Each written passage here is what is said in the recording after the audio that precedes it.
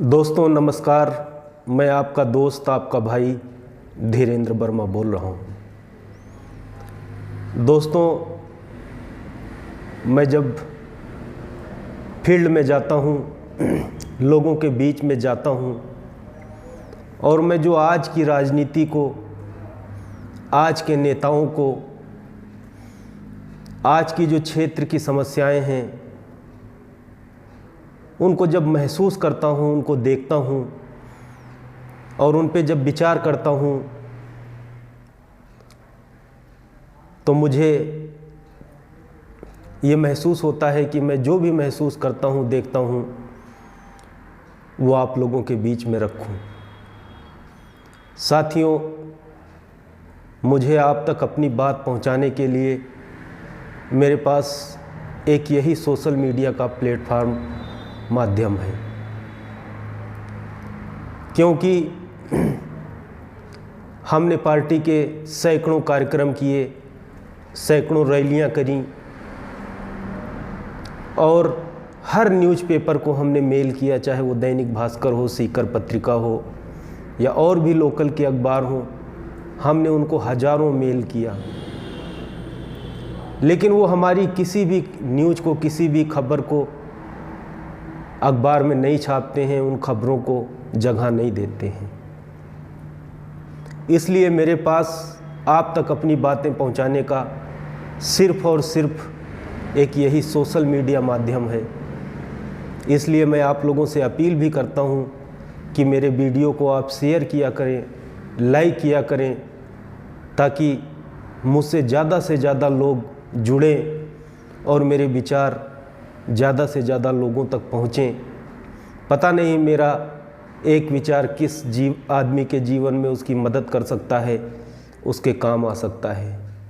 क्योंकि दोस्तों, मैं सोशल मीडिया के माध्यम से जो भी जानकारियाँ आप लोगों से साझा करता हूँ, वो पूरे तथ्य के आधार पर साझा करता हूँ और पूरे रिसर्च के बाद आप लोगों तक मैं अपनी बात पहुँचाता हूँ। साथियों, आप लोगों को पता है कि आज देश में क्या हालात हैं। आज हमारे आप जहां आप अपने गांव में रहते हैं, अपने कस्बों में रहते हैं, अपने शहरों में रहते हैं, आप जाके देखो अगल बगल लोगों के जीवन में कितनी मुसीबतें हैं। नौजवानों के पास रोजगार नहीं है, पीने के लिए शुद्ध पानी नहीं है, रहने के लिए घर नहीं है। थाना, तहसील, कोर्ट कचहरी कहीं आप चले जाओ, गरीब आदमी की कहीं सुनवाई नहीं होती है। एक आधार कार्ड में नाम चेंज करवाने के लिए, राशन कार्ड में नाम जुड़वाने के लिए, इन छोटे छोटे कामों के लिए गरीब आदमी दर दर ठोकर खाता घूम रहा है।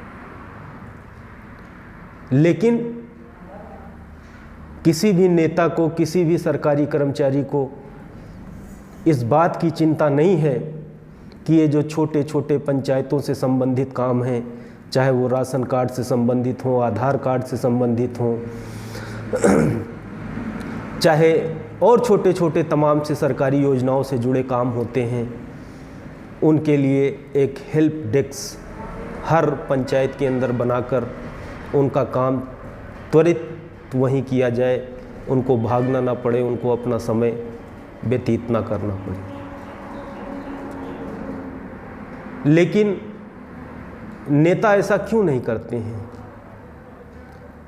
ऐसी योजनाएं क्यों नहीं बनती हैं जो गरीबों के काम को आसान करें, उनको सरकारी योजनाओं का सीधा सीधा लाभ मिल सके? जो मैंने फील्ड में महसूस किया है, उसका एक ही कारण है। उसका मुख्य कारण है कि हम लोग पार्टियों से जुड़े हुए हैं। हम पार्टियों को ज़्यादा प्राथमिकता देते हैं।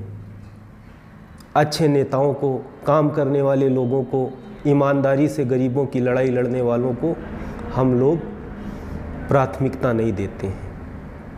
कोई बीजेपी में है, कांग्रेस में है, कम्युनिस्ट में है, अगर वो उस पार्टी में है, उस पार्टी से कैसा भी कैंडिडेट आ जाए, उसको 90% वोट मिल जाते हैं।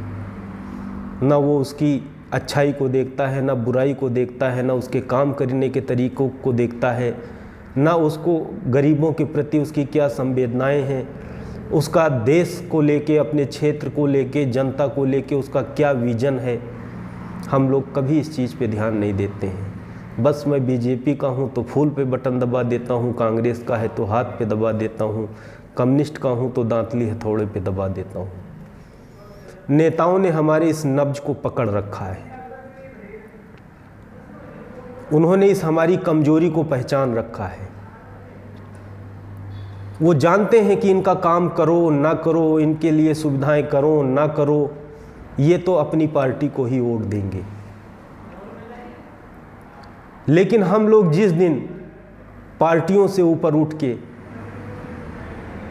एक अच्छे व्यक्ति को, काम करने वाले व्यक्ति को, साफ नीयत वाले व्यक्ति को, जो जाति, धर्म, मजहब, पंथ में विश्वास ना रखता हो, जो सबका समान काम करने की नीयत से राजनीति में आया हो, जो देश सेवा की भावना को लेकर राजनीति में आया हो, ऐसे लोगों को हम लोग वोट नहीं देते हैं, उनको नहीं चुन पाते हैं।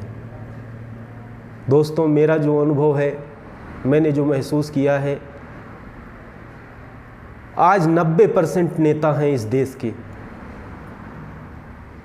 जो सिर्फ और सिर्फ राजनीति में इसलिए आते हैं, चुनाव इसलिए लड़ते हैं, वो अपने भले के लिए चुनाव लड़ना चाहते हैं।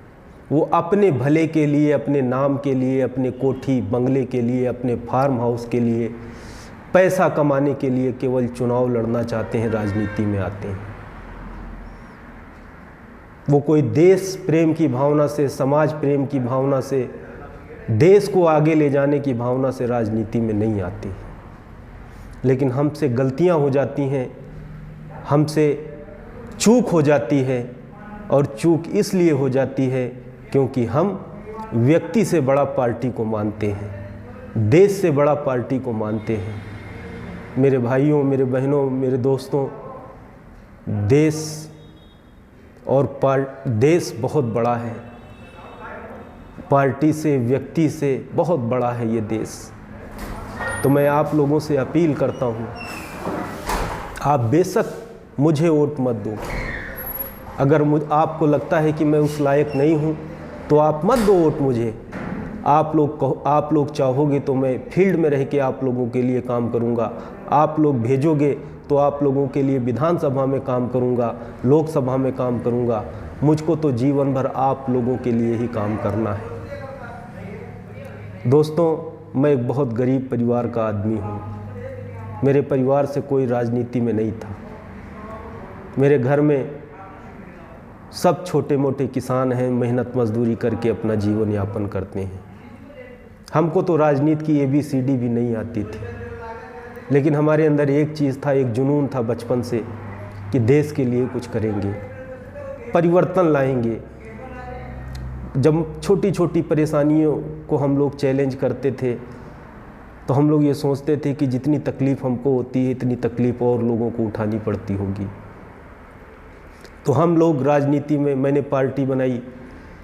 मैं चाहता तो कांग्रेस BJP में भी जाके चुनाव लड़ सकता था, राजनीति कर सकता था, लेकिन मैंने सोचा मैं कांग्रेस में जाऊंगा या BJP में जाऊंगा या किसी दूसरी पार्टी में जाऊंगा तो उसका मतलब क्या हुआ। मैं भी उन्हीं रास्ते पे चल रहा हूँ जिस रास्ते पर लोग चलते चले आ रहे हैं, जिस रास्ते पे लोग तकलीफ़, दुख, मुसीबत उठाते आ रहे हैं। इसलिए मैंने अपना खुद का प्लेटफॉर्म तैयार किया, अपनी खुद की पार्टी बनाई, और अपनी खुद की पार्टी बना के और अपने हाथों में, अपने ईमानदार लोगों के हाथों में, जो देश प्रेम की भावना से राजनीति करना चाहते हैं, उनको सत्ता दिलाकर इस देश के अंदर, समाज के अंदर एक बहुत बड़ा सामाजिक परिवर्तन किया जा सके, जिससे गरीब लोगों को न्याय मिले, उनके घर में खुशियां हों।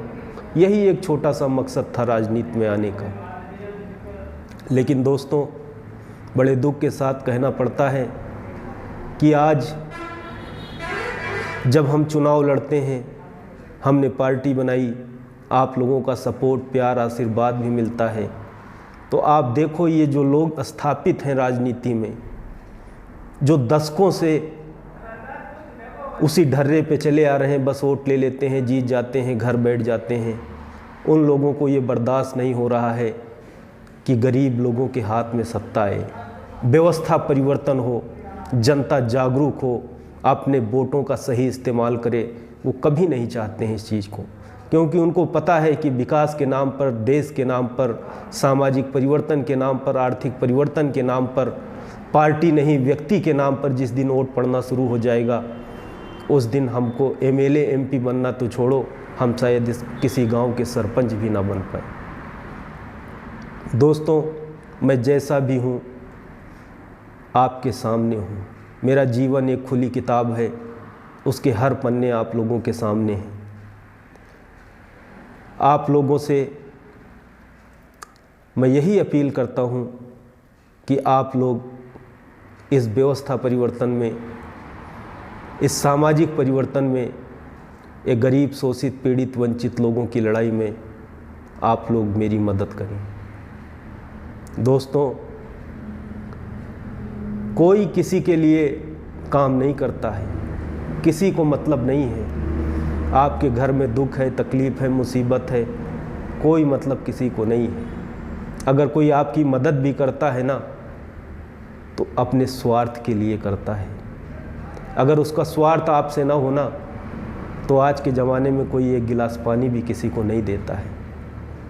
अगर कोई आपका पैर पकड़ रहा है, आपसे आगे हाथ जोड़ रहा है, मिन्नतें मांग रहा है, तो वो इसलिए मांग रहा है क्योंकि वो आपके वोटों से सत्ता हासिल करके और इस देश को लूटना चाहता है, अपनी पूंजी, अपना बैंक बैलेंस बढ़ाना चाहता है।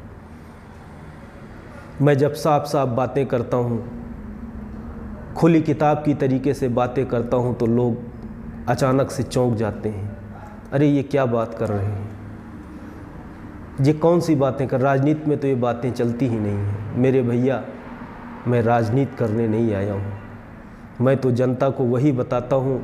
मेरे पास जो भी मदद मांगने आता है, मैं उसको सीधा सीधा रास्ता बताता हूँ, घुमा के नहीं बताता हूँ, और जो मेरे से बन पड़ती है उसकी मैं मदद करता हूँ।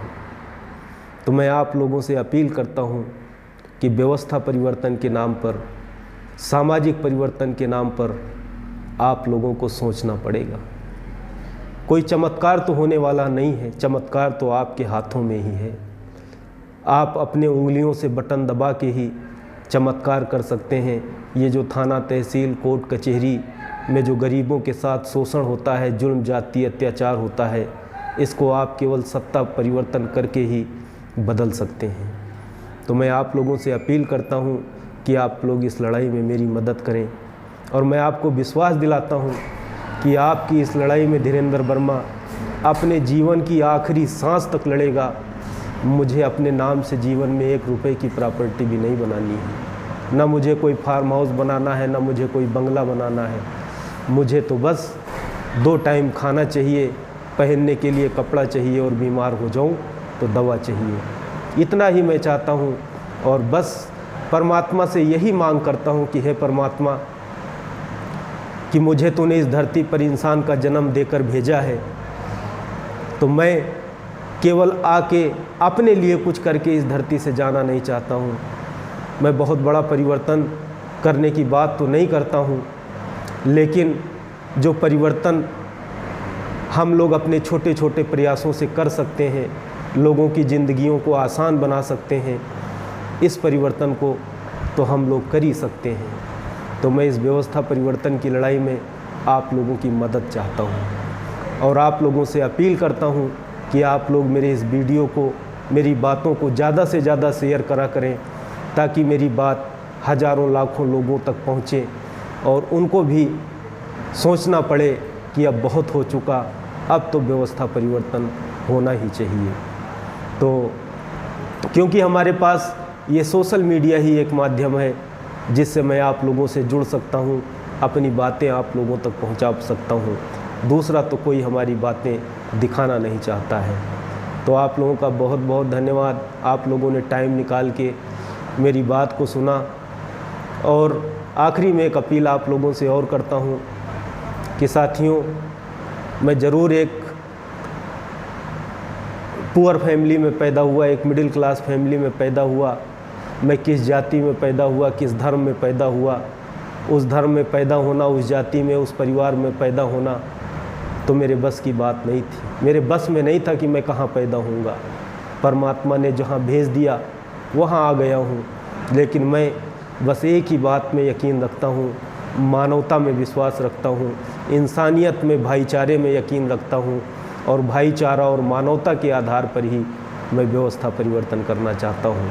तो आप लोग मेरी इस मिशन मूवमेंट में मदद करें, यही अपील आप लोगों से करता हूँ। आप लोगों का बहुत बहुत धन्यवाद। नमस्कार।